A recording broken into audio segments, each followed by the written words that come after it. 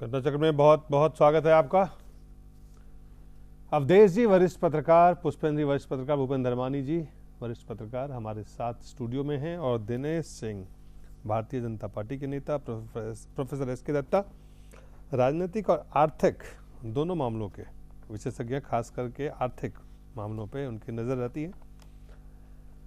लेकिन आज जो विषय है उसमें से कई अहम ऐसे बातें हैं जिस पे चर्चा अगर हम सीधे सीधे करें तो लगता है कि कई सवाल ऐसे होंगे जो छूट जाएंगे चर्चा करने में सीधे सीधे। इसलिए आपको हम बता दें कि एक तो हरियाणा के बारे में चर्चा लगातार, एक हमारे दर्शकों ने लगातार ये बताया कि हरियाणा में सरकार का एजेंडा क्या हो, ये भी आप हमें बताएं। हरियाणा में सरकार का क्या एजेंडा होगा वहाँ के मुख्यमंत्री ने लगभग बता दिया है, लेकिन महाराष्ट्र में मुख्यमंत्री कौन बनेगा ये बीजेपी का अभी तक तय नहीं हो पाया है। माना जा रहा है कि जब मंगलवार को मुंबई में बैठक होगी तो बैठक में ये तय होगा कि कौन मुख्यमंत्री के असल दावेदार है, क्योंकि शिवसेना ने जिस तरह से अपने आज सामना में जो लेख आया है उस लेख के बाद ये माना जा रहा है कि नितिन गडकरी भी अब भी वो चॉइस बन सकते हैं। लेकिन उससे बड़ा मामला जो सुप्रीम कोर्ट का, जहां से 3 नाम काले धन किन लोगों के हैं वो बताए गए। अवधेश जी, ये काला धन का जो मामला है और जिसकी शुरुआत हुई है नाम से, ये आगे कहां जाते हुए दिख रहा है आपको? दिलीप जी, काला धन के बारे में हमारे देश में पहले तो मैंने जितना इस पर काम किया और समझा है कि जितना बड़ा इसको हवा बनाया गया है कि एकदम पहाड़ की ऊंचाई के जैसे भारत से विदेशों में काला धन है, मैं जीवन में कभी उससे सहमत नहीं हुआ। पिछले वर्ष भी स्विट्जरलैंड से जो खबर आई थी वो स्विस बैंकों के, वो बताया था कि भारत का करीब करीब 14,000 करोड़ रुपया के ही आसपास है, उससे ज्यादा नहीं है। पूरी दुनिया के लोगों का जो टोटल पैसा जमा है स्विट्जरलैंड में स्विस बैंक में, वो उसने एक रिपोर्ट पिछली बार दी थी कि 1600 अरब डॉलर है। तो मान लीजिए अगर पूरी दुनिया का 1600 अरब डॉलर है तो भारत का कैसे इतना ज्यादा हो गया? कोई कहता है 1400 अरब डॉलर हमारा है, 28 लाख करोड़ एक संस्था ने बता दिया, 72 लाख करोड़ एक बता दिया। तो पहले तो मैं उसके आधार पर दूसरी बात यहां स्पष्ट करना चाहूंगा, और दत्ता जी भी शायद मेरी बात से सहमत होंगे कि विदेशों में अगर किसी का बैंक में पैसा है जो एक हवा बनाया गया है तो सारे का मतलब काला धन नहीं है। हमारा रिजर्व बैंक साल में नॉर्मली किसी भी व्यक्ति को 1,25,000 डॉलर विदेशों के बैंकों में जमा करने की अनुमति देता है। उससे ज्यादा जमा करना हो तो आपको परमिशन लेना पड़ता है, बशर्ते जितना भी जमा है वो आपने यहाँ के अपने वार्षिक आय व्यय के अकाउंट में डाला है कि नहीं डाला। अगर डाला है तो वो ब्लैक मनी नहीं है। तो ये जो एक धारणा है, दो बातें कि एक तो बहुत ज्यादा पैसा है, दूसरा कि विदेशी बैंक में जो पैसा है वो सब ब्लैक मनी है, वो नहीं। अब आते हैं कि आज की घटना पर।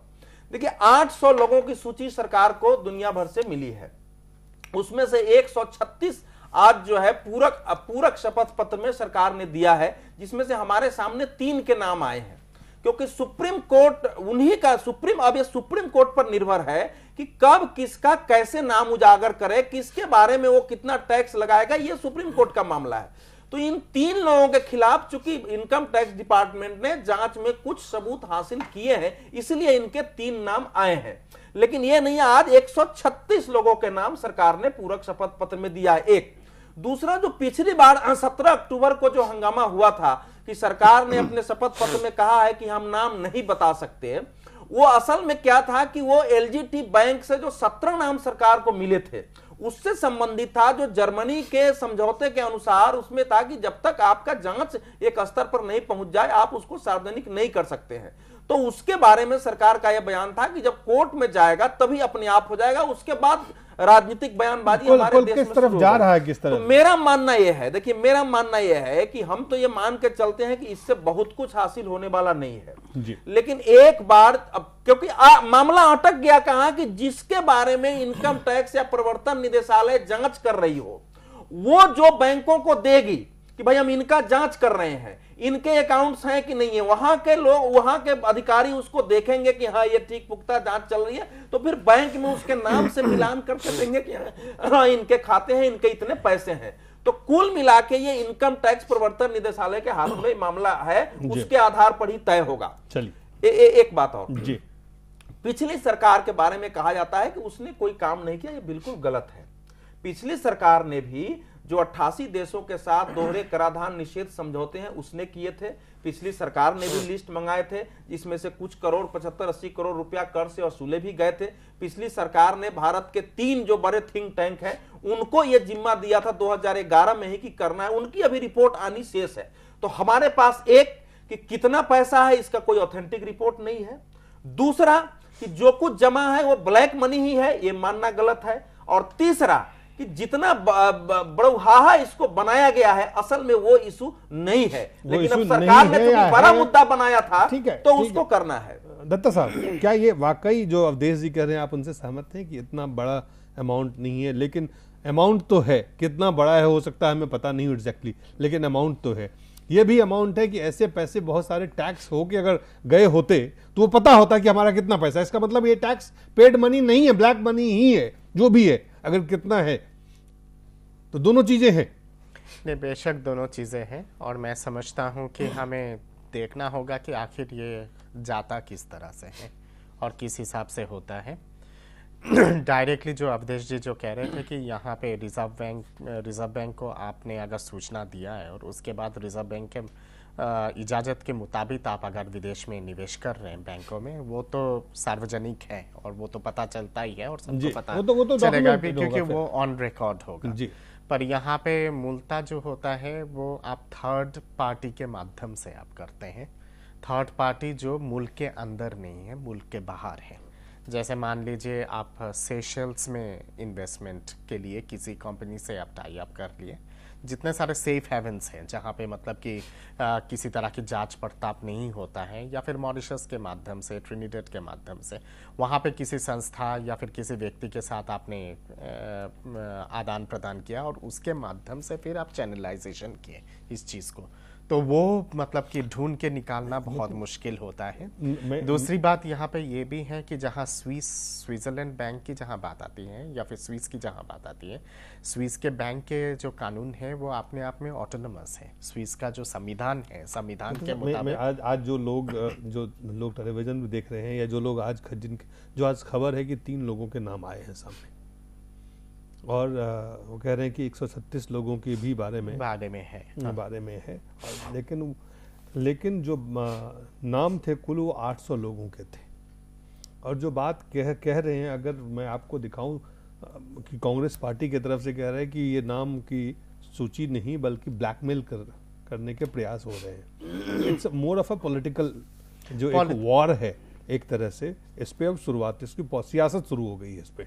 काला धन वाला मामला देखिए शुरू से ही राजनीतिक चीजें रहा है और दोनों तरफ से ही रहा है, चाहे वो भारतीय जनता पार्टी की तरफ से या फिर कांग्रेस की तरफ से। कोई भी आर्थिक चीजों पे अक्सर इस देश का दुर्भाग्य ये है कि वो राजनीतिक दृष्टिकोण ले लेता है या फिर राजनीति में तब्दील हो जाता है। मैं यहाँ पे जो महत्वपूर्ण बात जो मैं कहने वाला था वो है कि स्विस के कानून जिस तरह का है और स्विस का जो संविधान जिस हिसाब से है, सटीक प्रमाण मिलना बहुत मुश्किल है कि कितना है कितना नहीं है।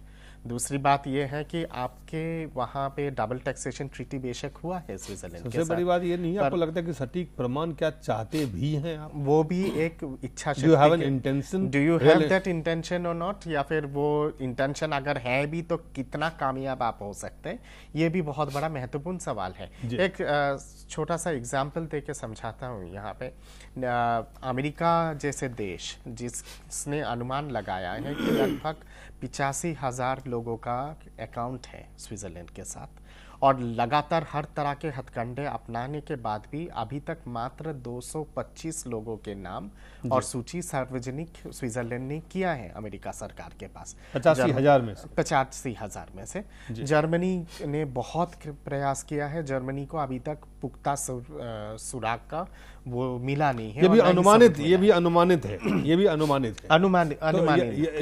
इसकी स्थिति क्या हो सकती है इसका आप सिर्फ अनुमान लगा सकते हैं, लेकिन पहले आपको हम दिखाते हैं। कांग्रेस पार्टी के नेता भी हैं, वकील भी हैं, पूर्व मंत्री सलमान खुर्शीद ने क्या कहा है वो दिखाते हैं आपको।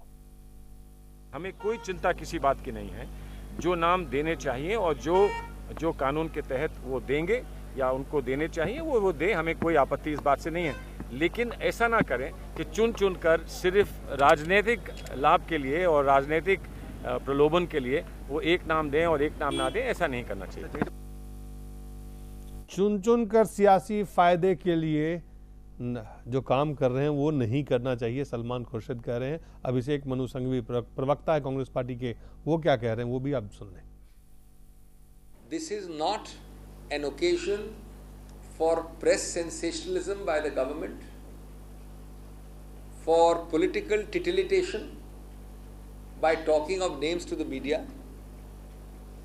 They are the government, they control the ministries and departments. It is now almost a week since we said, whatever you want to state, reveal, do it. Don't titillate, don't sensationalize, and don't play games. Where are the 55,000 names promised by Baba Ramdev? Where are the lakhs of crores of money? खोदा पहाड़ निकला चूहा। इतना बड़ा पैमाना और 3 नाम, और वो भी इतनी बात करके, और वो तीनों नामों में अभी तक तो हमें कुछ ऐसा नहीं लगा कि जिसके हम एकदम भय से कंपित हो जाएं। तो मैं जानना चाहूंगा कि ये इसका उद्देश्य क्या है। दिनेश सिंह बीजेपी के प्रवक्ता हमारे साथ स्टूडियो में हैं। दिनेश सिंह जी, टिटलेट मत कर, डोंट टिटलेट, don't play games. Dilip ji, Bharatiya Janata party कभी गेम नहीं करती है और ऐसे मसले पर भारतीय जनता पार्टी कभी राजनीति भी नहीं करती। ये तो कह रहे हैं आप, जो कांग्रेस के साथ ही बात कर रहे थे जी, कि खोदा पहाड़ निकली चुहिया। जब पीठ दबती है ना दिलीप जी, तो बड़े बड़े शेर भी चुहिया नजर आते हैं जिनका नाम आता है। अभी 3 नाम आए हैं ना, इनको बेचैनी है कि सारे नाम क्यों नहीं आ रहे हैं। तो थोड़ा सा धैर्य रखिए, अंगुली पकड़ ली गई है, निश्चित तौर पर बाजू भी पकड़ में आ जाएगा। तो थोड़ा सा धैर्य की बात है। और अपना जो समझौता हुआ, जिसकी बात अवधेश जी ने शुरू की थी, हम कहते हैं कि कितना पैसा है, किसका है, विषय नहीं है। अपराध अपराध होता है दिलीप जी, अपराध छोटा है बड़ा है। और अगर आपने बिना टैक्स पेयर के आपने पैसे को अगर वहां आपने जमा किया हो, और कानूनन अगर इनकम टैक्स विभाग को यह लगता है कि नहीं ये ब्लैक मनी है, उन नामों की घोषणा की जा रही है, अदालत में बताई जा रही है, तो किसी भी खाता धारक है, क्योंकि अवधेश जी ने बताया सचमुच है, कोई भी आदमी कहीं खाता खोल सकता है और उसमें एक नियम के तहत जो है उसमें पैसा जमा भी कर सकता है विदेशों में, इसमें कोई दिक्कत नहीं। लेकिन बिना उसको इनकम टैक्स के विभाग के जांच के बगैर आप अगर कुछ नामों का खुलासा आप करते हैं तो मुझको लगता है कि उसकी निजता के खिलाफ है। तो भारतीय जनता पार्टी ये चाहती है दिलीप जी कि जो कांग्रेस पार्टी नहीं करने देना चाहती। इनका मामला ये नहीं है कि 3 नाम क्यों आए, और वो पहले 3 नाम किसी के भी हो सकते थे। अगर वो 3 नाम मान लीजिए आज नेताओं के हो जाते फॉर एग्जांपल, तो कहते हैं इनका नाम पहले इन्हीं का क्यों आ गया। वो तो कोई भी नाम हो सकता था। शुरुआत हुई है, निश्चित तौर पर वो सारे के सारे नाम दिलीप जी सामने आएंगे। हम कह रहे हैं एक पार्टी को इतनी बेचैनी क्यों हो रही आखिर में जी। प्रयास उन्होंने भी किया था जी। उन्होंने सुप्रीम कोर्ट के निर्देश के बाद नामों का खुलासा किया था। भारतीय जनता पार्टी ने शुरुआत की है, और निश्चित समझिए कि राजनीति से ऊपर उठकर, और जो मोदी जी का सपना है कि दूर को सोचकर और राजनीति से ऊपर उठकर राष्ट्र के बारे में सोचना, निश्चित तौर पर भारतीय जनता पार्टी राष्ट्र के बारे में सोचते हुए धीरे धीरे करके जांच करके सारे नामों को एक एक करके खुलासा करेगी। हमारे कांग्रेस के साथी निश्चिंत रहें जी। पुष्पेंद्र, 3 महत्वपूर्ण अगर हम देखें, अभिषेक मनु सिंघवी ने कहा कि प्रेस सेंसेशनलिज्म सरकार इसको बंद करे। दूसरा उन्होंने कहा कि पॉलिटिकल टिटलेशन ये ना करे, और खेल ना खेलें, डोंट प्ले गेम्स। ये और आपने सलमान खुर्शीद को भी सुना, दिनेश जी जो बता रहे हैं वो भी आपने सुना, अवधेश जी और दत्ता साहब ने को भी आपने सुना। कुल मिलाकर के जो काला धन का मसला है, मामला है, जो कुछ आज हुआ है, उसको आज अगर आप देखते हैं तो क्या क्या तस्वीर आपके जहन में देखता है कि नहीं, काला धन पे हम लोग वाकई आगे बढ़ रहे हैं। काला धन लाने के लिए, काला धन पे जो इस तरह के अपराध में शामिल है उसको सजा देने के लिए वाकई हम गंभीरता से इसको अब आगे बढ़ा रहे हैं। देखिए, दो चीज़ हैं कि जो अवधेश जी ने कहा और दत्ता जी ने, मोर और लेस उन्होंने कोई राजनीतिक बयानबाजी नहीं की है, और जो यथा स्थिति है कि किसको काला धन कहा जाता है और कितना है, इस पे बात है। सारा झगड़ा इस बात पे हो रहा है कि अरुण जेटली साहब ने अपने एक इंटरव्यू में ये कहा कि अगर नाम बाहर आ गए तो कांग्रेस पार्टी को शर्मिंदगी होगी। अरुण जेटली अब सिर्फ मात्र एक नेता नहीं है, इस देश के वित्त मंत्री हैं। उनका हर वाक्य जो है उसका एक लीगल पोजीशन होती है। उसके बाद में फिर ये तमाम सारी चीज़ें चली गई कि किसका नाम है, फिर बात यहाँ तक चली गई कि जिसने उनको अमृतसर में हराया है उसकी बीवी के नाम से खाता है। ये तमाम सारी बातें मार्केट में आई हैं। आप इस देश में भ्रष्टाचार और काले धन की लड़ाई को अगर आप देखें तो भ्रष्टाचार के लिए इस देश में जितनी मुहिम चली और जितना बड़ा एक गुब्बारा खड़ा किया गया, सरकारें बदल गई, दिल्ली की सरकार बदल गई, दिल्ली के अंदर हमला होता रहा, कोई शिंगलू कमेटी का नाम कहता रहा, कोई 2G, rail gate, chopper gate, इतने सारे गेट थे कि सारे गेटों की कमी पड़ गई। सरकार बदल गई, दिल्ली में भी नहीं है, दिल्ली के केंद्र में भी नहीं है। शीला दीक्षित पे FIR नहीं हुई आज तक। दिल्ली की सरकार कौन चला रहा है? मेरा कहना यह है कि जिस तरीके से भ्रष्टाचार के मामले को फिजल आउट कर दिया, भ्रष्टाचार भ्रष्टाचार भ्रष्टाचार, लेकिन भ्रष्टाचार के सिलसिले में कोई ऐसा नहीं दिख रहा कि जिस भ्रष्टाचार के लगता था कि देश के अंदर तूफान आ गया है। बाबा रामदेव हो, वो कोई पॉलिटिकल लीडर नहीं है, वो कोई इकोनॉमिस्ट नहीं है। उन्होंने जिस तरीके की एक आम भाषा में बात करते हैं कि साहब अगर ये पकड़ लिया जाएगा तो हर आदमी को इतने लाख रुपए में, उस लफ्फाजी को, उस जुमलेबाजी को इसलिए सीरियस नहीं लेता कि वो कोई नेता नहीं है और वो कोई आंसरेबल भी नहीं है। उन्होंने बात एक मुहिम चला दी।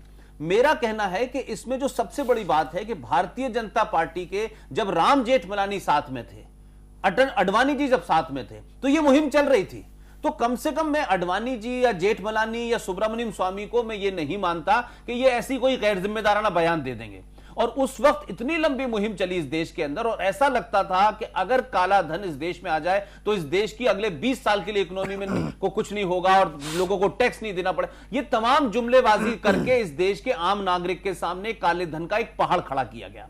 अब सवाल मेरा यह है कि अब सरकार आ गई, यह भी कोई नहीं कह रहा कि सरकार अभी तत्काल ही सबको नाम दे दे, इस पे भी कोई बहस नहीं है। लेकिन जिस तरीके की बयानबाजी अरुण जेटली कर रहे हैं, अरुण जेटली के बारे में मेरा अपना निजी तौर पे मानना यह है कि जब तक वो वित्त मंत्रालय में रहेंगे और काले धन की बात होती रहेगी, इस किस्म की बयानबाजी होगी, लेकिन असली तरफ उंगली नहीं उठाई जाएगी। आज जिन 3 नामों की बात आई है, उन 3 लोगों ने टेलीविजन में आके, एक ने कहा कि हमको पता ही नहीं है कि हमारे नाम से कोई खाता भी है वहां पे, हमको यह भी नहीं पता कि हमारे घर कोई इसकी रेड हुई है। उनको इतनी बड़ी बात नहीं पता और केस चल रहा है और उसके ऊपर एफिडेविट फाइल हो गया। ये कौन 3 लोग हैं?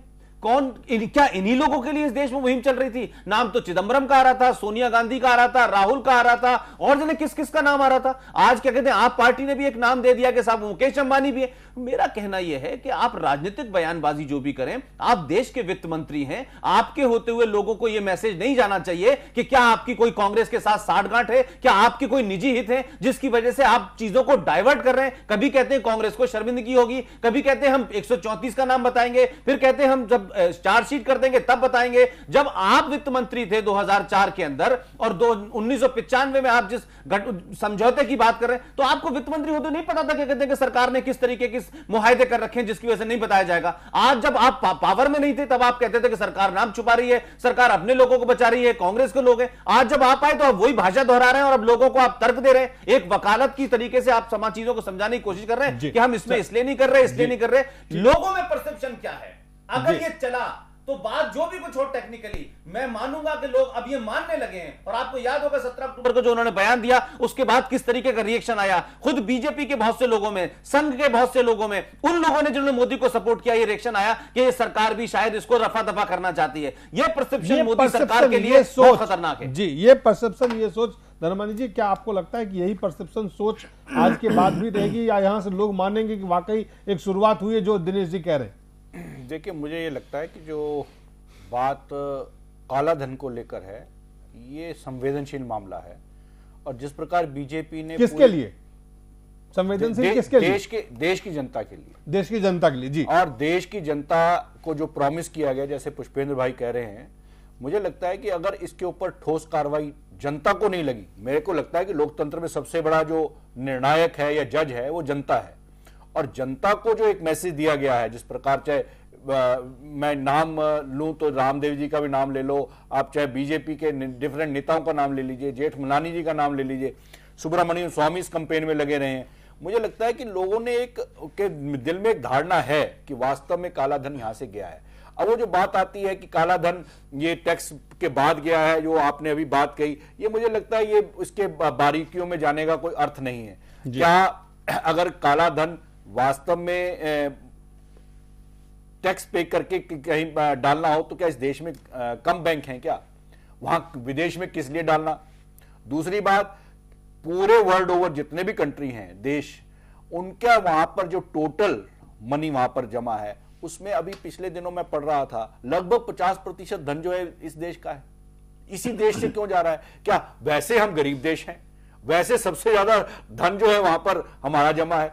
और मुझे ये नहीं लगता कि ये जिस प्रकार की बातें हो रही हैं, ये मामला कोई राजनीति बयानबाजी से सुलझने वाला है। आज जिस प्रकार, लेकिन उस पर राजनीतिक बयानबाजी हो रही है। नहीं, मुझे एक मैं कुछ और कहना चाह रहा हूं। आज जो राजनाथ जो होम मिनिस्टर हैं, उन्होंने बिल्कुल कंट्राडिक्टरी बयान दिया है। उन्होंने 100 दिन में काला धन देश में आना शुरू हो जाएगा, इस तरह का बयान दिया है। ऑन दी कंट्रेरी, जिस प्रकार अरुण जेटली जो फाइनेंस मिनिस्टर है, उन्होंने कहा कि ये लिटिगेशन में है और ये जो बहानेबाजी है, प्रोसेस प्रक्रिया है। उन्होंने प्रक्रिया का हवाला दिया है कि ये देश की, अभी दत्ता जी भी कह रहे थे कि वहां अमेरिका इतना बड़ा देश है, वहां से वो ही नहीं निकाल पाए, जर्मनी का उदाहरण दे रहे थे। मुझे लगता है ये जनता ये सुनने को तैयार नहीं। आप ये कह रहे हैं कि सरकार में एक स्वर नहीं है इसको लेकर? मुझे दूसरी बात एक और भी है। देखिए, मेरा ये मानना है कि अगर इस सरकार ने अपने, जो पुष्पेंद्र भाई कह रहे हैं, हम नहीं चाहते कि अभी इमीडिएटली आए, लेकिन अगर इस पर ठोस कार्रवाई इस जनता को नजर नहीं आई तो ये माना जाएगा कि वास्तव में लोगों को गुमराह किया जा रहा है। ये सब एक ही थाली के चट्टे बट्टे। बस एक लाइन में ये कह रहा हूं कि देखिए, ये जो बात आप कह रहे हैं, जो धर्मानी जी कह रहे हैं कि उन्होंने 100 दिन की बयान कही है, कंट्राडिक्ट, मुझे लगता है कि काले धन के ऊपर भारतीय जनता पार्टी के अंदर एक लॉबी है जो इसको इस तरीके से ट्रिविलाइज करने की कोशिश कर रही है कि जिससे कुछ लोग 100 दिन की बात सोचें, कुछ 200 दिन की सोचें, और आखिर के अंदर पता चला कि तो ये था। मैं समझता हूं कि एक डेलिबरेट अटेम्प्ट है। ये मंदिर बनाएंगे नहीं, अभी बनाएंगे नहीं, हम कोर्ट से बनाएंगे, हम आउटसाइड बनाएंगे, पता चला असल चीज नहीं बनी, बयान इतने हो गए 10। ये उसी तरफ जा रही है राजनीति, मुझे ऐसा लगता है। जी दिलीप जी, देखिए, जिस तरह से सबकी इच्छा है कि सब लोगों का नाम सामने आए, आप सबकी इच्छा है, देश की जनता की इच्छा है, निश्चित तौर पर भारतीय जनता पार्टी भी चाहती है उन लोगों का नाम आए, लेकिन नाम जिस तरह से धन भी आए, धन भी आए और नाम की भी जानकारी हो, नाम दोनों पता लग जाएंगे। मैं निवेदन कर रहा हूं, ये चीजें आए। लेकिन जिस तरह से आज माहौल चल रहा है, जिस तरह से ये माहौल कौन बना रहा है बनाया भाई? ये माहौल आपने बनाया दिनेश जी। आज जो आपके इस माहौल को तो आपने बनाया है। आपने हर आदमी के कहा खाते में 15 लाख रुपए आ जाएंगे। आपने किसको नहीं कहा? हमने नहीं कहा, हमने ये कहा आप चाहते हैं कि जो नाम आए आप उजागर कर दीजिए और इसके बाद विदेशों से नाम आना बंद हो जाए। जो आपका समझौता हुआ है, आप समझौते को ओवरलैप करके, तो चुनाव से पहले आपको भी पता था, वित्त मंत्री तो आप भी थे भाई 2018 तो फिर आपको तब नहीं पता था, तो तब आप देश की जनता को बरकरार रहे थे। नहीं तो 2004 में वित्त मंत्री आप देश की जनता को बरकरार रहे थे। दिनेश जी, पुष्पेंद्र जी, मैं आपके पास लौट के आता हूँ। ऐसा है पुष्पेंद्र भाई थोड़ा सा गुस्से में आ गए। देखिए, पहली बात तो यह है कि काला धन विदेश से देश में आना शुरू हो चुका है। मैं आपको बता रहा हूं, मेरे पास आंकड़े हैं। ये तीसरा बयान बीजेपी के बिहार पे दे रहे हैं आप। सुनो ना, मैं बता रहा हूं, ये जो उन्होंने कह रहे हैं आप कोई बहुत मैं बता रहा हूं यूपीए सरकार के अंदर के, इसीलिए हमने अपना कंप्यूटर खोला। देखिए, जो 84 देशों के साथ संशोधित डीटीए हुआ, उसमें 9 टैक्स हेवन देश भी शामिल थे, उनके साथ एक तंत्र खड़ा हुआ। विदेशों में आप ये करें कि यूपीए सरकार में काला धन वापस आना शुरू हुआ था। सुनिए कितना हुआ वही बता रहा हूं। भारतीय 12,500 विदेशों में संपत्तियों में भुगतान संबंधी सूचनाएं 2013 तक मिली थी सरकार को, समझ गए ना। उसमें से 200 करोड़ रुपया सरकार लाई भी थी टैक्स वसूल के, 600 करोड़ का उनको क्लियर मिला था। ये मैं बहुत लंबे आंकड़े दे सकता हूं क्या क्या हुआ है, तो ये नहीं है कि नहीं हुआ। एक बात तो है। दूसरी बात जो पुष्पेंद्र भाई कह रहे हैं, देखिए, कांग्रेस ने कहा कि भाई ये पीछे हट रहे हैं वायदे से। आम आदमी पार्टी का अरुण जेटली के घर पर नारा लगाने चला गया तो अरुण जेटली ने बयान दिया कि भाई ऐसा है कि अगर सारे नाम जिस दिन खुलेंगे ना उस दिन कांग्रेस को परेशानी होगी। और फैक्ट यह है कि 4 बड़े नेता इस समय कांग्रेस के, जिसमें एक महाराष्ट्र के बड़े नेता हैं जिनके खानदान का नाम बिल्कुल है, एक जो है दिल्ली के नेता है, मतलब 4। ये स्रोत क्या है? वो स्रोत कौन सा क्रेडिबल सोर्स है? ये देखिए मीडिया में बात आ गई, मैं बता रहा हूं, बोलने तो दो ना। स्रोत यह है कि जो 136 नाम अभी चले गए हैं ना भाई, इनकम टैक्स में आपके भी मित्र होंगे, उनको भी मित्र होंगे, तो 2 4 5 नाम आप बाएं दाएं से आ गया है, लेकिन अभी नाम मैं नहीं बोल सकता हूं। तो वो स्थिति है कि अभी 136 तो सुप्रीम कोर्ट को दे दिया, सुप्रीम कोर्ट चाहे तो नाम डिक्लेयर कर दे, लेकिन सुप्रीम कोर्ट ने 3 नाम इसलिए डिक्लेयर किया अभी कि अभी हमको इन तीनों नामों पर थोड़े से सबूत मिले हैं। 136 की जांच चल रही है। एसआईटी जो है ना, जो जिसका गठन हुआ उसको बहुत व्यापक अधिकार है, संपत्ति जब्त करने से बहुत व्यापक अधिकार है, वो अपना काम कर रही है, सुप्रीम कोर्ट मॉनिटरिंग कर रहा है, इसलिए इसमें गड़बड़ी नहीं होगी, ये मैं मानने के लिए तैयार नहीं। लेकिन सियासत होगी, सियासत तो होगी, इसलिए कि भाई कांग्रेस को भी ऐसा थोड़े है कि पी चिदम्बरम के सामने मैं टोटल अगर बता दूं ना, उस समय के सारे आंकड़े हमारे पास, उनको मालूम नहीं है कि किसका किसका पैसा रहा होगा। वो वित्त मंत्री थे, उनके सामने जांच हो रही थी भाई। 14 देशों में उन्होंने ही इनकम टैक्स का डिपार्टमेंट दूतावासों में खोला था, जहां जहां ज्यादा पैसे की संभावना थी कि वही जांच करे। प्रवर्तन निदेशालय को विदेश में शाखाएं खोली गई थी कि जांच करे, तो नाम तो बहुत सारे उनके पास। फिर जो अरुण जेटली जो बात बयान दे रहे हैं, अगर आपको ये पता है तो क्या अरुण जेटली जो वित्त मंत्री है, अरुण जेटली वो जो बयान दे रहे हैं उसके पीछे क्या कारण है? वित्त मंत्री होकर कैसे नाम डिक्लेयर करेगा? नहीं, सवाल वो नहीं, वो सुप्रीम कोर्ट का काम है, सुप्रीम कोर्ट नाम अपना क्लियर करे। जेटली साहब को भी पता है कि किन किन का नाम है, और चिदम्बरम साहब को भी पता था, और प्रणब मुखर्जी जो उससे पहले फाइनेंस मिनिस्टर थे उनको भी पता था। कुछ चीजें होते हैं कि अति सेंसिटिव होता है, और उसको इस तरह से ट्रिविलाइज करके और मीडिया में हवा करके नहीं किया जा सकता। वो ट्रिविलाइज नहीं हो रहा है आर्थिक रूप से, अभी हो रहा है, नहीं हो रहा है। ये ट्रिविलाइजेशन नहीं है अभी जो हो रहा है, ये ट्रिविलाइजेशन नहीं हो रहा है। मैं कहूँगा, इसको क्या कहते हैं? मैं कहूंगा कि रादर अरुण जेटली साहब रादर इस पूरी चीज को बहुत गंभीरतापूर्ण बयान दे रहे हैं, इस सारी चीज पे। अगर सारी चीजें फाइनल वर्डिक्ट के पहले अगर सारी चीजें सार्वजनिक हो जाता है, और उसके बाद अगर मीडिया में एक स्लैंडरिंग अगर शुरू होती है, आप ये बताएं, बहुत ही जो बात अभी धर्मानी साहब कह रहे थे, के लिए क्यों हड़बड़ी? नाम का नहीं है। मुझे ये अवधेश जी, आप और दत्ता साहब और धर्मानी जी साहब एक बात अभी कह रहे थे। आप कह रहे थे कि वित्त मंत्री का जो बयान है वो एक तरफ है, वो सुप्रीम कोर्ट और प्रक्रिया के बारे में बात कर रहे हैं कि इसमें क्या क्या बाधाएं हैं, क्या क्या प्रॉब्लम्स हैं, क्या क्या इश्यूज हैं और कैसे ये चीजें आगे बढ़ रही हैं। दूसरी तरफ कह रहे हैं कि गृह मंत्री ने कहा है कि ये 100 दिन के अंदर, अगर मैं जो बात आप कह रहे हैं कि वो आने शुरू हो जाएंगे, वो दिखने शुरू हो जाएंगे। गृह मंत्री का जो कहना है, प्रॉब्लम ही नहीं है पैसा आने में। अब गृह मंत्री का जो कहना है वो एक पॉलिटिकल स्टेटमेंट है। वो पॉलिटिकल स्टेटमेंट आपको याद होगा कि जब स्विट्जरलैंड के साथ जब ये प्रक्रिया लेके जब काम शुरू हुई थी, स्विस सरकार ने बाकायदा भारत सरकार को कहा था कि आप ऑन रिकॉर्ड कहो कि जितने सारे चीजों का खुलासा होगा वो आप सार्वजनिक नहीं करेंगे, आपके देश के अंदर जो कानून है, जो जुडिशियल प्रोसेस है, उसके माध्यम से चीजें होगा, तभी हम लोग जाके ये सारी चीजें बता सकते, नहीं तो नहीं बता सकते, क्योंकि वहां के कानून का भी उल्लंघन है। इसलिए मतलब इसलिए इतना मतलब कि पेटी वे में चले जाना उचित नहीं होगा। फाइनेंस मिनिस्टर ने जो पोजीशन लिया है वो लीगली टेक्निकली जायज है। देखिए, पिछले 16 अक्टूबर को दिलीप जी पहली बार स्विट्जरलैंड के साथ भारत का एक विशेष समझौता हुआ है।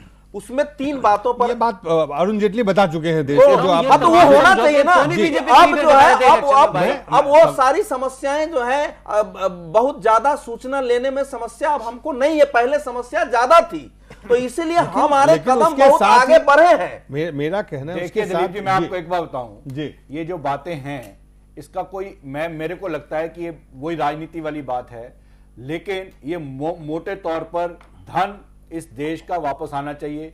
नाम किसका है, क्या है, मुझे लगता है जनता उसमें इंटरेस्टेड इतनी नहीं है। अगर धन आना शुरू हो जाएगी। दूसरी बात जो मैं कहना चाह रहा हूं, भारत देश वो जिसको कहते हैं ना, वो ट्रीटी की हुई है, अपनी मार्केट ओपन कीजिए।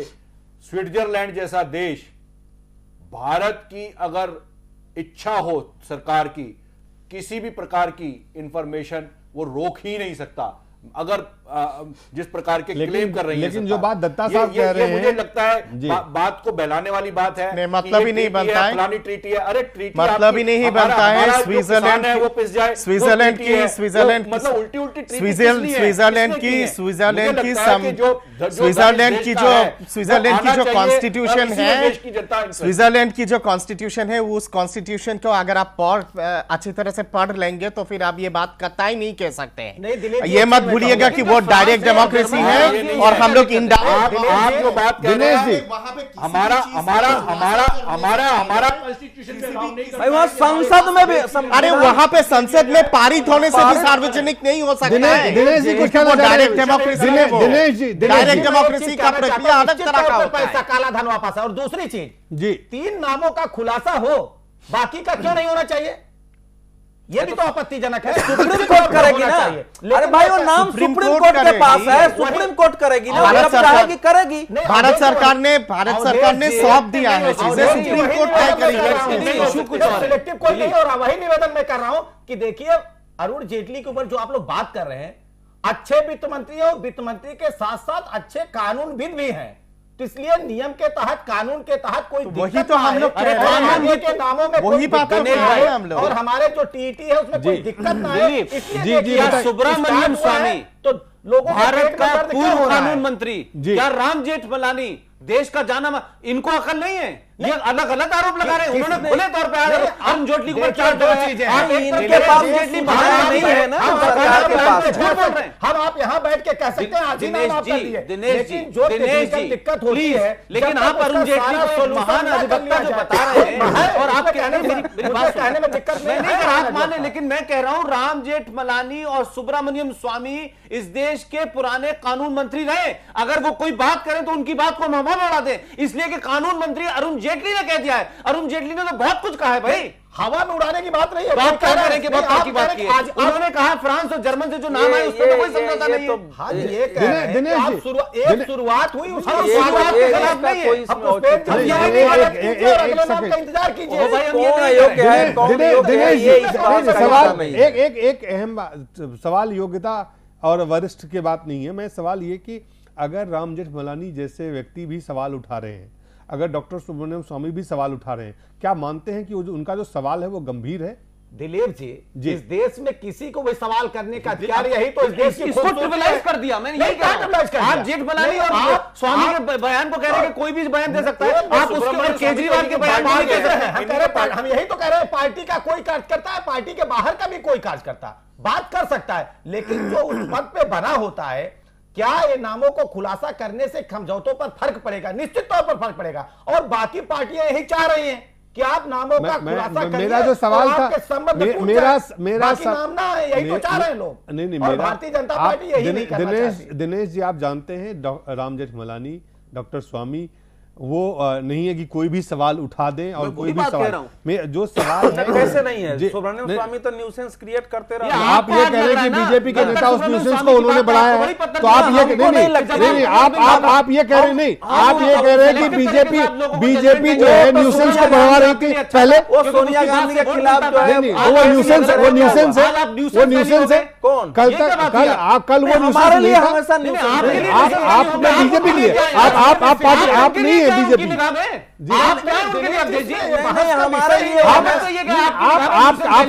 आपसे कोई जजमेंट थोड़ी चाहिए कि आपके निगाह में क्या सवाल, वो तो नहीं है। नहीं, तो आप वित्त मंत्री से प्रवर्तन निदेशालय से ज्यादा जानकारी सुब्रमण्यम स्वामी के पास है, ये मैं कैसे मानूंगा? सवाल प्रिंसिपल क्या थे? पुष्पेंद्र जी, तब वो वकील थे, तब देते वो महान। नहीं जानकारी, ये तो आप ऐसे बता रहे हैं कि एक तो बड़े महान थे सुब्रमण्यम स्वामी को आप न्यूसेंस वैल्यू मानते, रात से जेठमलानी दिमाग से खिसका हुआ है, जब तक आपके फायदे में तब तो महान थे। ये अजीब लॉजिक आप दे रहे हैं। भैया आप बताइए कि जो जानकारी राम जेठमलानी, अरे ये मुकदमा राम जेठमलानी का ही किया हुआ है, सुप्रीम कोर्ट में मामला राम जेठमलानी लेके गए हैं। राम जेठमलानी जी के पास होगी, वो सारी जानकारी सुब्रमण्यम स्वामी के पास होगी। ज्यादा जानकारी आप भी जानते हैं कि निश्चित तौर वो लोग अपनी जानकारी ले आए हैं, ले आएंगे। दिनेश जी, सवाल जानकारी करनी है। एक है कि आपके पार्टी डॉक्टर सुब्रमण्यम स्वामी भारतीय जनता पार्टी के नेता हैं अब? जी निश्चित तौर पे। क्या जो बात वो कह रहे हैं वो बात बेकार है? वो बात उनकी उन बातों में कोई दम नहीं है। निजी क्या बयान वो है, बात नहीं। इतने उलूल जलूल कर रहे हैं कि जिसको आपको लगता है कि एड्रेस नहीं किया जाना चाहिए? निजी बयान है। दिलीप सुब्रमण्यम स्वामी देश के सारे टेलीविजनों पे दिलीप बीजेपी जी। नेता की हैसियत में बैठते हैं। दिलीप बिल्कुल जी। बैठते हैं, कौन मना कर रहा है? दिलीप जी, लेकिन बैठने दिलीप के जी। बाद भी आपका निजी राय दिलीप होता है। जी। अपना जी, उन्होंने जो अच्छा जी, दत्ता साहब जी, सुब्रमण्यम स्वामी जी या फिर राम जेठमलानी जिन्होंने इस पूरे मामले को लेके वहां लेके यहाँ तक आए हैं जी, उन लोगों का जो बयानबाजी है वो तथ्यों के आधार पे है। ऐसा नहीं है कि तथ्य नहीं है, उस पे तथ्यों के आधार पे है और कोई भी बेबुनियाद बयानबाजी कोई भी नहीं करता है। एनी सेंसिबल ह्यूमन और उनको आपको पता है वो कहां पे हमला कर रहे हैं? पर आप जानते हैं उनका हमला कहां पे है? नहीं, उसी पे मैं आ रहा हूं। जी। पर जब बयान देते हो, सुब्रमण्यम स्वामी ने जो बयान दिया है वो उनका एक अपना एक सोच है इस पूरी चीज को लेके और उसमें तथ्य आप कह रहे हैं एक तरफ से उनके पास जी, तथ्य है। पर अरुण जेटली जी के लिए एक सेकंड अरुण जेटली जी के लिए इसलिए सारे तथ्यों का जवाब देना इसलिए उचित नहीं है या फिर संभव नहीं है क्योंकि वो पॉलिटिशियन के सिवा देश के फाइनेंस मिनिस्टर भी हैं और एक पोजीशन पे है। भारत सरकार की उनका जो बयान होगा वो भारत सरकार की बयान होगी और भारत सरकार के बयान पे अगर 19-20 हो जाता है तो कल एक जुडिशियल हंगामा हो सकता है पूरी चीज पे। क्योंकि आप कहना क्या चाहते हैं? आप क्या हमें ये नहीं भूलना चाहिए कि ये सुप्रीम कोर्ट के अंदर है ये पूरा आप क्या कहना क्या चाह रहे हैं? नक्सल में क्या आप कैसे कंक्लूड करना चाह रहे हैं? नक्सल इज लाइक एक्स के जगह पे अगर वाई अगर अरुण जेटली बोल देते जी। हैं और वो अगर सुप्रीम कोर्ट के नजर में वो कंटेम्प्ट ऑफ कोर्ट अगर होता है तो एक बहुत बड़ा हंगामा खड़ा हो जाएगा। इसलिए सेंसिटिव इश्यूज को जिसके एक दूरगामी एक पूरा वो हो सकता है, एक इशू बन सकता है, असर बन सकता है, उन सब चीजों को उस दिशा में देखने की आवश्यकता है और उतना ही सीरियसनेस से देखने की जरूरत है। सुप्रीम कोर्ट ने पूरा मामला अपने हाथ में लिया है, हमें अपेक्षा करना चाहिए और भरोसा करना चाहिए भारत सरकार के ऊपर और उसके साथ साथ जुडिशियरी के ऊपर, उसके साथ जुडिशियरी के ऊपर कि कम से कम इस चीज पे नेचुरल जस्टिस होगी और चाहे कांग्रेस पार्टी के लोग हो या फिर दूसरे हो। सुप्रीम कोर्ट ने ही 6 महीना यूपीए सरकार को डांटते डांटते लास्ट डेट दिया था कि सीट बनाओ, तो अंत में इनको वही सरकार पहला किया। लेकिन ऐसा है कि राम जेठमलानी इस मुकदमे को सुप्रीम कोर्ट लेके गए हैं, वही इसके याचिका करता है, तो वो अपने तरीके से बात कर सकते हैं, जिसका नाम चाहे वो ले सकते हैं।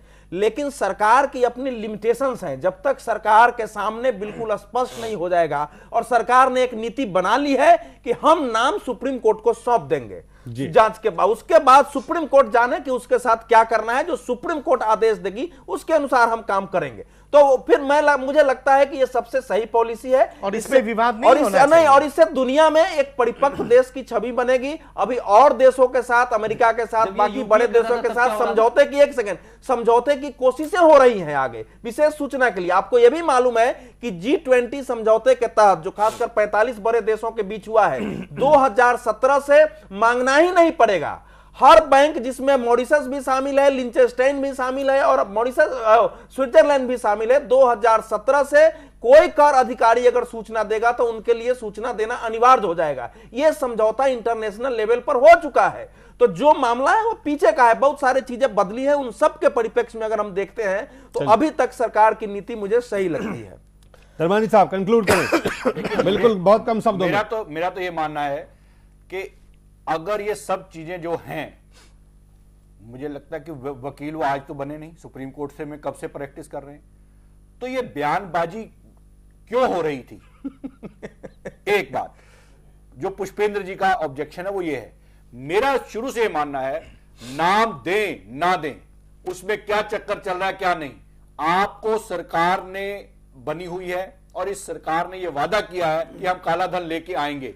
वो काला धन लाने के प्रति गंभीरता नजर आनी चाहिए और वो काला धन जल्दी से जल्दी वापस आना प्रारंभ होना चाहिए। ये यहां पर ऑब्जेक्शन है। मैं अडवाणी जी, धर्मानी जी की बात पे एक बात कहूंगा। ये जो आप बार बार आप बात कह रहे हैं कि और जो बहुत सारे कांग्रेस बीजेपी के लोगों ने एक नया चलाया है कि देखिए साहब, हमको पेड़ गिनने से क्या मतलब है, आम खाने चाहिए। मैं कह रहा हूं कि बहुत से इतने बड़े इसमें भेड़िए शामिल हैं कि अगर आप उनका नाम न उजागर करें तो वो पूरा पैसा देने के लिए तैयार हैं। सवाल यह है कि समाज में उनके मुंह पे काली पुतनी चाहिए और पता चलना चाहिए कि ये काले भेड़िए हैं, इसलिए नाम ज्यादा इंपॉर्टेंट है। आप पैसा तो टेक्निकल चीज है, उसे 10 साल में रिकवर करें, लेकिन ये काले भेड़िए दोबारा चुनाव लड़ेंगे। आएगा। सवाल यह है कि नाम आएगा, समय पर आएगा, इसीलिए समय लग रहा है। सारे नाम अब आ जाएंगे। देखिए शुरुआत हो गई है, शुरुआत हो गई है, सारे नाम आएंगे। हमारे 3 लक्ष्य हैं दिलीप जी, हमारे 3 लक्ष्य हैं। पहले तो उन जहां जहां पैसे हैं उनका पता करना, दूसरा उनके चोरों को पहचानना, उस पैसे को वापस लाना और चोरों को सजा दिलाना। तो ये प्रोसेस के तहत वो काम हो रही है। भारत के इतिहास में पहली बार 3 नाम सरकारी स्तर पर सामने आए हैं, ये बहुत बड़ा दिन है। उन 3 नामों के नहीं 136 आ गए, तो देखिए नहीं 136 आ गए, उसमें एक एक करके वो 3 लोगों ने क्या कहा है, वो ठीक है, वो अलग विषय है। देखिए अरविंद केजरीवाल ने भी यही नाम दिया, आपको आश्चर्य होगा। दिलीप जी यही कहेंगे, इसीलिए भारत अरविंद केजरीवाल ने भी डाबर के मालिक का नाम दिया था। दिनेश जी, जिन 3 नामों को उजागर किया गया है, पब्लिक डोमेन में लाया गया है, उनकी प्रतिक्रिया देखें, वो क्या कह रहे हैं। तो इसका मतलब क्या हुआ अगर लीगली इसको देखें। मैं दूसरी बात तो होगा ही दिलीप जी, वही तो मैं कह रहा हूं। नाम आने का मतलब दोषी नहीं है। मैं दूसरा सवाल पूछ रहा हूं, उस पर केस चलेगा। दिनेश जी, इसका मतलब क्या हुआ? नहीं, स्वाभाविक है दिलीप जी, मैं कह रहा हूं कि कोई भी किसी का भी नाम सामने आएगा तो क्या वो स्वीकार करेगा कि हाँ हमने काम किया था? ये तो बट नेचुरल है जो होना था। अभी जो नाम आएंगे उनकी भी प्रतिक्रिया यही होगी, तो धैर्य रखिए। क्या आपको क्या लगता है वो टेलीविजन कैमरे पे आके और इंटरव्यू देंगे और कहेंगे कि मेरा कोई खाता ही नहीं है मेरे नाम से? दिलीप जी, ये कोई मामला है। भारत सरकार कोई बनिए की दुकान नहीं दिलीप जी। अगर सुप्रीम कोर्ट में कोई नाम लेके जा रही है तो बिना जांच पड़ताल और पुख्ता सबूत के कोई बात कह रही है, लेकिन इसलिए आपको विश्वास होनी चाहिए भारत सरकार पर और भारत सरकार की न्यायिक प्रक्रिया पर भी। जी पुष्पेंद्र, मैं सिर्फ ये कहना चाह रहा हूं कि ये भारतीय समाज है। हमारे समाज में पड़ोसी के घर में रात में अगर पुलिस आ जाती है ना, और वो चाहे यही पूछने आती हो कि शर्मा जी का मकान कौन सा है, तो अभी पूरे मोहल्ले में ये होता है कि इनके यहाँ पुलिस आई थी, इनका लड़का बदमाश है। मेरा कहना यह है कि जिन लोगों के नाम आए हैं और जो टेलीविजन पे चेहरे दिख रहे हैं, इस देश में 50 साल लग जाएंगे, लोग उनका चेहरा नहीं भूलेंगे, भले ही वो कल झूठे साबित हो जाए, गलत साबित हो जाए। मैं कह रहा हूं कि इस तरीके के बयान उन लोगों के बारे में क्यों नहीं आ रहे? शरद पवार का नाम क्यों नहीं आ रहा इसमें? मैं ये पूछ रहा हूं, उसका नाम आए और वो ये कहते हैं आप क्यों चाहते हैं कि वो झूठ हो जाए? मैं नहीं चाहता। मैं कह रहा हूं कि जब टेलीविजन पर जिसका चेहरा आता है लोग उसको याद रखते हैं, भले ही वो 10 साल बाद छूट जाता है। आपने आरोप लगाया, बताया, वो कह रहे नहीं, लेकिन वो चेहरा याद रहेगा। मैं कह रहा हूं उन लोगों के नाम इसलिए जरूरी है, पैसा कब आएगा नहीं आएगा मुझे उसमें इंटरेस्ट नहीं है। नहीं, सारे सबूतों के साथ जिससे कि वो छूट भी ना पाए, ये भी व्यवस्था की जाए ना। अगर कल इन लोगों का नाम ऐसा हवा में प्राइवेसी का भी आप लोग यही उठाएंगे कि आपने 3 नाम बताए थे, सारे नाम हवा में हो गए। एक बात पे तो यकीन करना किया ही जाना चाहिए कि सुप्रीम कोर्ट में मामला है, सुप्रीम कोर्ट के निगरानी में एसआईटी का गठन हुआ है। एक तरह से एसआईटी पूरी चीज को देख रही, चाहे वित्त मंत्री हो, चाहे कोई और नेता हो, चाहे कोई और सरकारें हो, लेकिन न्यायालय सुप्रीम कोर्ट के अधीन ये तमाम उसके अंतर्गत ये उनके निगरानी में चीजें हो रही है। तो आप उम्मीद तो कम से कम कर सकते हैं कि देश का काला धन, देश का जो धन है वो वापस आएगा। फिलहाल एक ब्रेक लेते हैं, ब्रेक के बाद जल्द वापस लौटते हैं।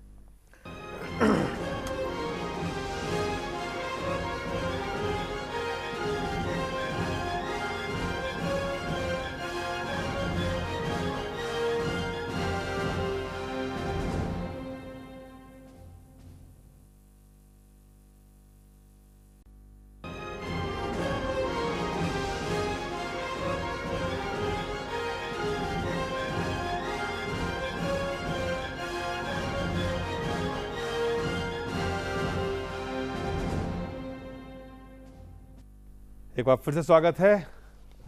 अब सवाल है कौन बनेगा मुख्यमंत्री महाराष्ट्र का, और इस बात का जवाब सिर्फ दिनेश जी दे सकते हैं कि हो क्या रहा है महाराष्ट्र में और कब तक और कौन मुख्यमंत्री किनकी बनने की गुंजाइश है, कौन सबसे आगे है, क्या पार्टी ने इस पर कोई फैसला किया है या कल ही विधायक दल के बाद इसकी घोषणा होगी? दिनेश जी। दिलीप जी, भारतीय जनता में पार्टी में आप जानते हैं कि कोई एक व्यक्ति जो है मुख्यमंत्री नहीं बनाता है, ना तो कोई मुख्यमंत्री बनने और बनाने की कोई प्रतियोगिता चल रही है। कि कोई दौड़ प्रतियोगिता आयोजित की गई, उसमें नाम मांगे गए और दौड़ आपको मैं खाली ये बता दूं कि तो 30 कल- विधायक ने, दिनेश जी आप भी जानते हैं कि 30 विधायकों ने वहां पे लिखित रूप से पत्र लिख के वहां पे नितिन गडकरी जी के समर्थन में भारतीय जनता पार्टी को विधायक ही थे दिलीप जी, वो कोई बाहर के नहीं थे। बिल्कुल मैं यही कह रहा हूं, लेकिन उसकी एक प्रक्रिया है, कल पर्यवेक्षक जा रहे हैं जी, इसीलिए ये होता है ना पर्यवेक्षक कि जाने हमारे- से पहले हुआ था। जी, हमारे यहाँ जो है पार्लियामेंट्री बोर्ड ये तो सबसे बड़ी कांग्रेस में भी निर्णायक होता है। इकाई है। नहीं, वहां वो लिमिटेड कंपनी की बात मत करिए, लिमिटेड कंपनी में डायरेक्टर का आप प्राइवेट लिमिटेड है। नहीं, हमारे यहाँ प्राइवेट, हम लोकतांत्रिक हैं, और कहीं अगर भारतीय जनता पार्टी के अलावा बताइए कोई पार्टी हो, तो इसलिए कल यहाँ के पर्यवेक्षक जाएंगे। और जो आप कह रहे हैं ना कि 30 लोग लिख के दे दिए हैं, 20 लोग लिख के दे दिए हैं, 40 लोग लिख के दे दिए हैं, ये मैं तो नहीं कह रहा हूं, ये वो पत्र हैं जो आपको भी पता है, जो सारी चीजें जब वहां बैठक होती हैं और बैठक में जो विधायक मंडल दल का नेता चुना जाएगा निश्चित तौर पर मुख्यमंत्री होगा, उसमें कहां से संशय है जी। और हाथ आंगन को कहा हद से क्या पढ़े लिखे कल बैठक, कल की बैठक, कल सुनिश्चित है, क्योंकि एक बार टाला गया था। नहीं, कल जा रहे हैं, वो बैठक कल हो सकती है, वहां पहुंचे कल हो सकती है, सुविधा अनुसार कल या परसों में बैठक हो जाएगी और निर्णय हो जाएगा। कब तक महाराष्ट्र को आप लगता है सरकार दे पाएंगे? अगर ये कब तक, कोई समय सीमा आपने तय किया है पार्टी में? नहीं, बहुत जल्द। देखिए निश्चित तौर पर देखिए वहां की जनता भी चाहती थी, जनता ने अपना मैंडेट भारतीय जनता पार्टी को दी है और महाराष्ट्र की जनता चाहती है कि भारतीय जनता पार्टी का कोई योग्य विधायक जो है वहां पर, योग्य व्यक्ति जो है कोई वहां पर मुख्यमंत्री बने, तो निश्चित योग्य विधायक या योग्य व्यक्ति? जनता की, देखिए अपने यहाँ कोई संवैधानिक ऐसी बाध्यता नहीं है, इसलिए मेरे मुंह से निकला, हम जान रहे थे कि भाई दिलीप जी यही पकड़ेंगे, इसलिए निश्चित तौर पर जनता की आशाओं और अपेक्षाओं और मीडिया की आशाओं और अपेक्षाओं, क्योंकि आप भी जनता जनार्दन में आते हैं, एक योग्य मुख्यमंत्री महाराष्ट्र को मिलेगा जो महाराष्ट्र को निश्चित तौर से केंद्र सरकार से संबद्ध करके बढ़िया विकास और सुशासन दे सके। वो शिवसेना के, सरकार शिवसेना के समर्थन से होगी, बनेगी या समर्थन लेगी या नहीं? समर्थन से क्या संबंध? समर्थन तो हम केंद्र में भी सबका मांग रहे हैं कि अच्छे कामों में सहयोग दीजिए, स्वच्छता के कामों में सब सहयोग दीजिए। गठबंधन की सरकार नहीं होगी, समर्थन की सरकार होगी, और बिना मांगे गठबंधन की सरकार नहीं होगी, बिना मांगे हुए भी लोग वहां समर्थन दे रहे हैं। इसीलिए मैं पूछ रहा हूं, गठबंधन की सरकार नहीं होगी, समर्थित सरकार होगी, समर्थन वाली सरकार होगी। नेता चुन लिया जाएगा, उसके बाद ये निर्णय करना है पार्लियामेंट्री बोर्ड का कि हमको जो है अकेले सरकार बनाना है कि हमको सहयोग से सरकार बनाना है। चलिए धर्मानी साहब, कौन बनेंगे वहां के मुख्यमंत्री? कोई आपके पास कोई खास खबर या आपको लगता है कि जो इस वक्त? मुझे ये लगता है कि देखो राजनीतिक रूप से तो आप उनसे पूछिए दिनेश जी से, और वो बता ही रहे हैं, पर मुझे ये लगता है कि जो पिछले दिनों की घटना, अगर नागपुर की हम थोड़ा सा केंद्रित करके देखें जी, तो जो भी घटनाक्रम घटा है, वो जो आप 30 की बात कर रहे हैं, 30 विधायकों ने लिखकर दे दिया, उसके बाद फडणवीस और नितिन गडकरी बीजेपी ऑफिस में मिले, फिर संघ प्रमुख को मिले, मुझे लगता है मामला सब सेट हो चुका है और दिनेश फडणवीस जो है अगले देवेंद्र फडणवीस वो अगले मुख्यमंत्री होने वहां जा रहे हैं जी। और लेकिन आज जो सामना के लेख में ये जो सब चल रहा है, जो आप कहना चाह रहे हैं जी, मुझे लगता है बीजेपी नेतृत्व को इससे बचना भी चाहिए। जिस प्रकार की भाषा प्रधानमंत्री ने वहां पर जाकर बोली है कोंकण एरिया में और मराठवाड़ा एरिया में, शरद पवार पर्टिकुलरली मैं नाम लेके कहूंगा, एनसीपी के नेता के लिए, उसके बाद अगर उनके समर्थन से और अपने अलाई को छोड़कर सरकार बनाते हैं तो इसका बड़ा अलाई तो रहे नहीं ना, वो तो चूक अलाई देखिए केंद्र में तो है ना जी, केंद्र में है और नहीं है, म्युनिसिपैलिटीज में है। ये बड़ी अजीब। और दूसरी तरफ अगर आप देखें हरियाणा में देखें, जो वहां का, यहाँ पे केंद्र में उनकी पुत्रवधू जो है मंत्री है और वहां पे उनको बिल्कुल हेजिटेशन नहीं हुआ बीजेपी के खिलाफ वोट मांगते हुए जी हरियाणा में।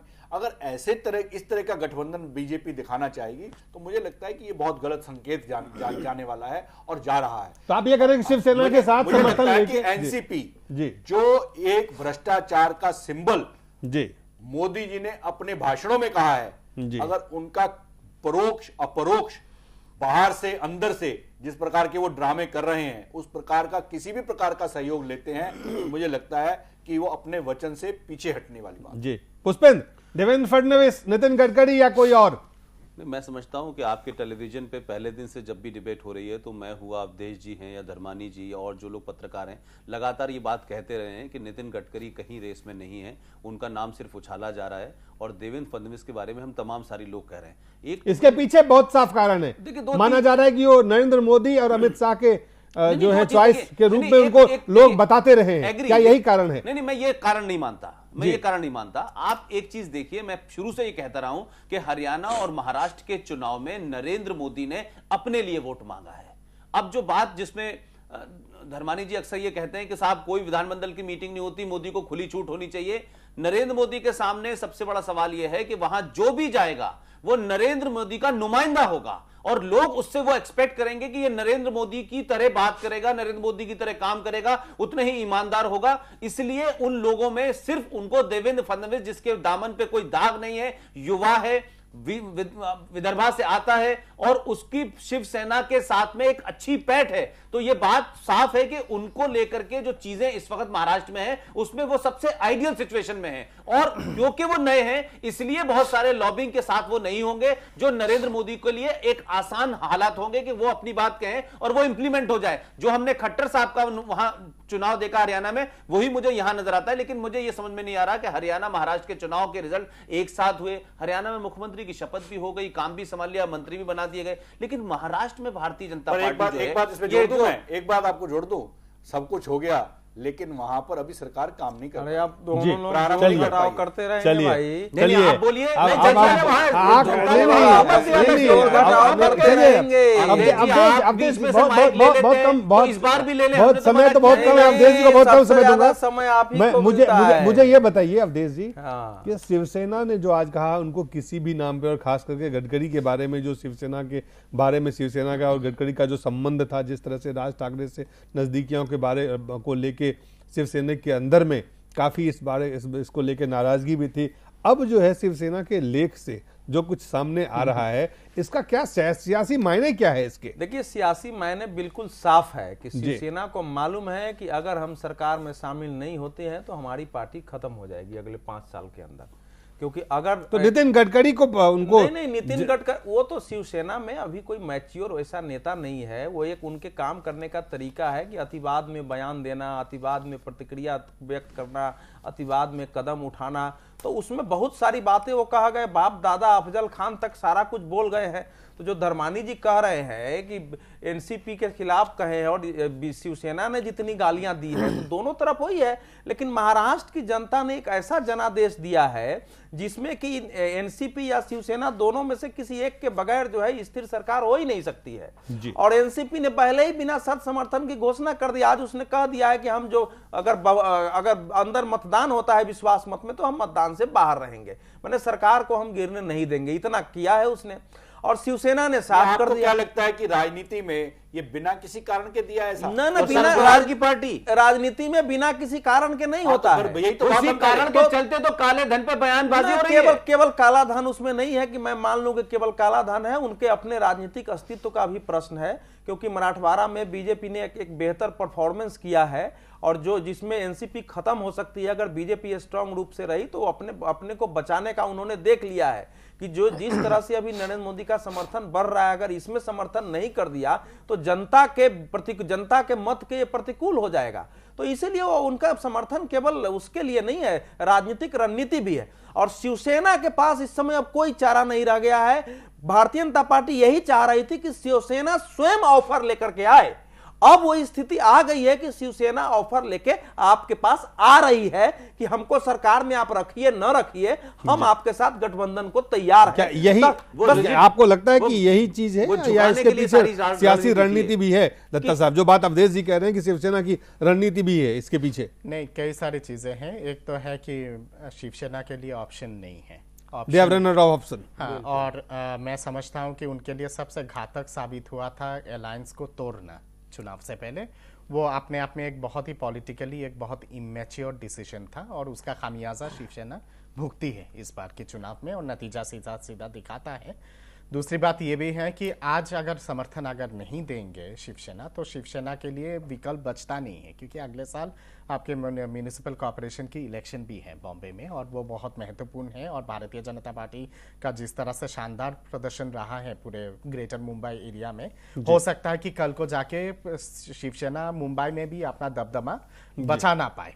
ये दूसरी बात है। तीसरी बात यहाँ पे ये है कि एनसीपी ने बहुत ही बेहतरीन चाल शुरू में ही चला है पूरे चीज को लेके। जैसे ही नतीजा सामने आया और जिस तरह से सार्वजनिक रूप से घोषणा की है एनसीपी ने, एनसीपी चाहता ही था कि शिवसेना और भारतीय जनता पार्टी आपस में उलझ जाए इस पूरी चीज को लेके, और किसी तरह का मतलब सक्रिय रूप से समाधान आसानी से ना निकले। मेरा मानना है कि एक स्थायी सरकार, नेचुरल सरकार तब बनेगी जब शिवसेना और बीजेपी की गठबंधन होगी, चाहे उस पर शिवसेना पार्टिसिपेट करे या फिर समर्थन दे, वो अलग बात है। वो एक अच्छा बेहतरीन गठबंधन वाला सरकार होगा जो डिलीवर कर पाएगा। कौन होगा इसका मुखिया? कौन होगा मुखिया? मुखिया भारतीय जनता पार्टी से कौन होगा? और आपके जो महाराष्ट्र के जो अध्यक्ष हैं देवेंद्र फडणवीस। देवेंद्र फडणवीस। आपको लगता है देवेंद्र फडणवीस? अवधेश जी, देवेंद्र फडणवीस फाइनल है या इसमें कोई? मेरे लिए कौन मुख्यमंत्री होगा कोई मुद्दा नहीं, आपके लिए मतलब नहीं है, सवाल है गाइडेंस से ही काम करना है। कौन होगा मुख्यमंत्री? कौन मुख्यमंत्री होगा आपके लिए? मेरा आकलन यह है कि एक बार नितिन गडकरी को यह दिखाना आवश्यक था कि मैं भले ही दौर में हमको न माना जाए, लेकिन मेरे साथ भी विधायक है। नहीं, मुख्यमंत्री कौन बन रहा है? उन्होंने एक शक्ति प्रदर्शन कर दिया। मुख्यमंत्री कौन बन रहा है? भारतीय जनता पार्टी में भी शक्ति मुख्यमंत्री कौन बन रहा है? एक शक्ति प्रदर्शन मुख्यमंत्री कौन बन रहा है? अवधेश जी, आपका आकलन बताइए। मेरे सामने अभी तक तो सब लोग देवेंद्र फडणवीस को ही कर रहे हैं, मेरे सामने भी वही नाम है, लेकिन मैं और दिनेश जी ने कह दिया प्रक्रिया है मुख्यमंत्री बना सकते मैं हैं। अभी हम तो सिर्फ नाम पे चर्चा कर रहे हैं, कैसे बनाएंगे तो आपके विधायक दल के आपके विधायक, हम तो सिर्फ चर्चा कर रहे हैं कि कौन है। यही परंपरा है, विधायक नहीं बनाएंगे, पर विधायक ही बैठ के बनाएंगे और पर्यवेक्षक जा रहे हैं। वो खुशखबरी आपको बहुत जल्दी कहीं नहीं लिखा है संविधान में कि विधायक ही बनाए। फिलहाल बहुमत दल का नेता होना चाहिए बस। धर्मानी जी को तवज्जो दे, धर्मानी जी, अवधेश जी बनाते और दत्ता साहब, आप सबका बहुत बहुत धन्यवाद।